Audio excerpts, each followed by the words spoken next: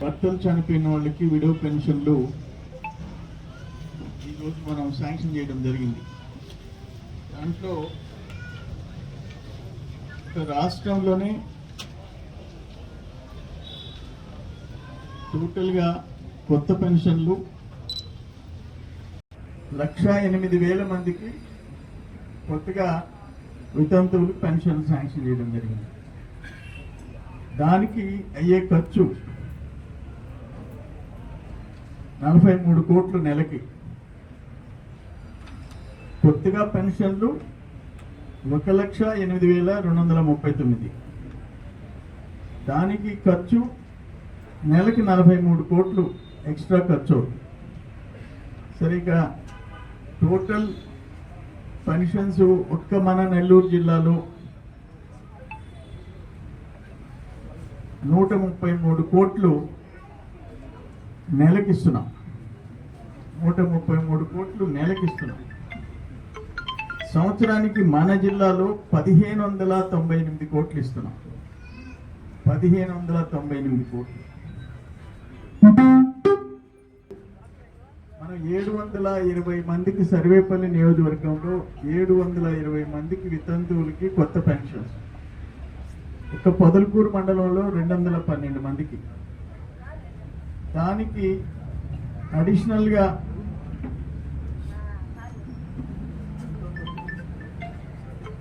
$1,48,000 నెలకి కొత్తగా అడిషనల్గా ఇవ్వబోతున్నాం.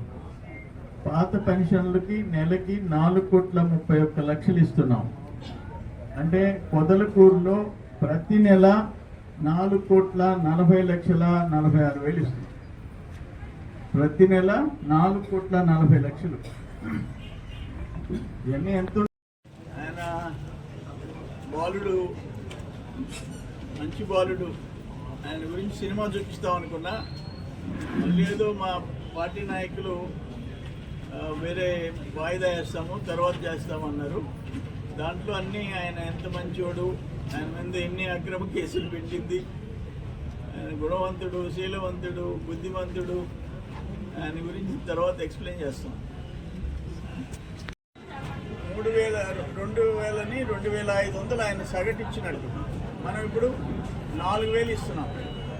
ఆయనకంటే 1,500 మనం ఎక్కువ ఇచ్చినట్టు అవుతుంది. అట్లే రేపు అన్నదాత సుఖీభవ కేంద్రం 1/3 ఇన్స్టాల్మెంట్, అంటే 3 ఇన్స్టాల్మెంట్గా 2,000 ఇస్తుంది. దానికి మనం 5,000 కలిపి 7,000 ఇస్తున్నాం. మళ్ళీ సెకండ్, థర్డ్ కలిసి 20,000 రూపాయలు రైతుకి ఇవ్వడం జరుగుతుంది. ఇంకే రాష్ట్రంలో కేంద్రం ఇచ్చిన దానికి 14,000 కలిపి దేశంలో ఏ రాష్ట్రం లేదు. Number 1. Last time Jaganmohan Reddy 7,500 కలిపి 13,500 ఇచ్చాడు. మనం దానికంటే ఎక్కువ 6,500 కలిపి 20,000 రూపాయలు ఇస్తున్నాం. రేపు ఆగస్టు 15వ తేదీ నుంచి ఉచిత బస్సు ప్రయాణ సౌకర్యం ఉంటుంది మహిళలకి అందరికీ.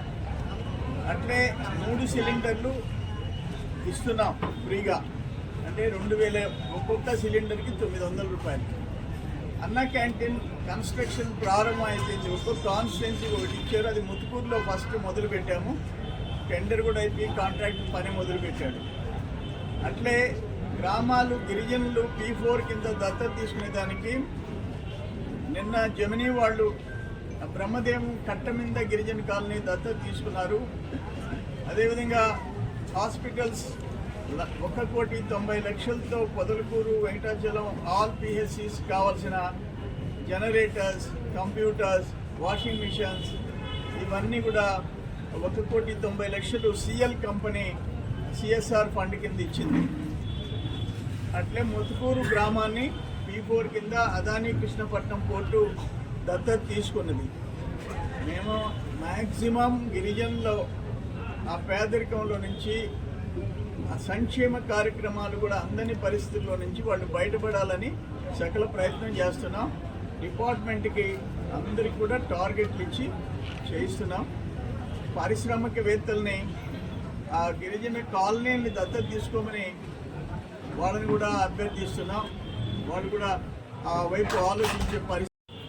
నేనేమంటానంటే ఈవెన్ కండలేరు ఎడం కాలువ ట్రాన్స్ఫార్మర్ కాలిపోయింది, ఆ మోటార్లు బాగాలేవు, అన్నీ దెబ్బతినిపోయి ఉంటే వార్ ఫుటింగ్ కింద పనిచేస్తున్నాం. రేపటి నుంచి కండలేరు ఎడం కాలువ లిఫ్ట్ ద్వారా రైతులకు నీళ్లు అందుతాయని చెప్పేసి నేను తెలియజేస్తున్నా. రేపు అన్నదాత సుఖీభవ కార్యక్రమం కూడా ఎదుగు మండలంలో ప్రారంభించబోతున్నాం. రాష్ట్రం అంతా రైతులు లక్షలాది మంది రైతులకి అన్నదాత సుఖీభవ, అడిషనల్గా ఒక్కొక్క కుటుంబానికి 14,000 రూపాయల లెక్కన రాష్ట్ర ప్రభుత్వం ఇచ్చే కార్యక్రమం అది కూడా రేపటి నుంచి మొదలవుతుందని చెప్పి నేను తెలియజేసుకుంటున్నా.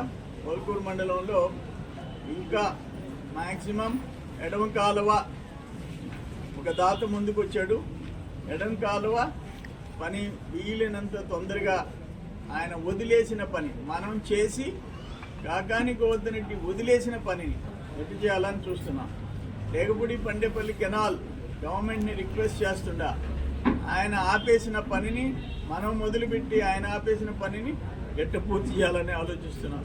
తిరువనంపాడం బ్రిడ్జి మనం మొదలుపెట్టిన పనిని టెండర్ పిలిపించి మెటీరియల్ కలెక్ట్ చేసి ఆ కాంట్రాక్టర్ని తరిమేశాడు.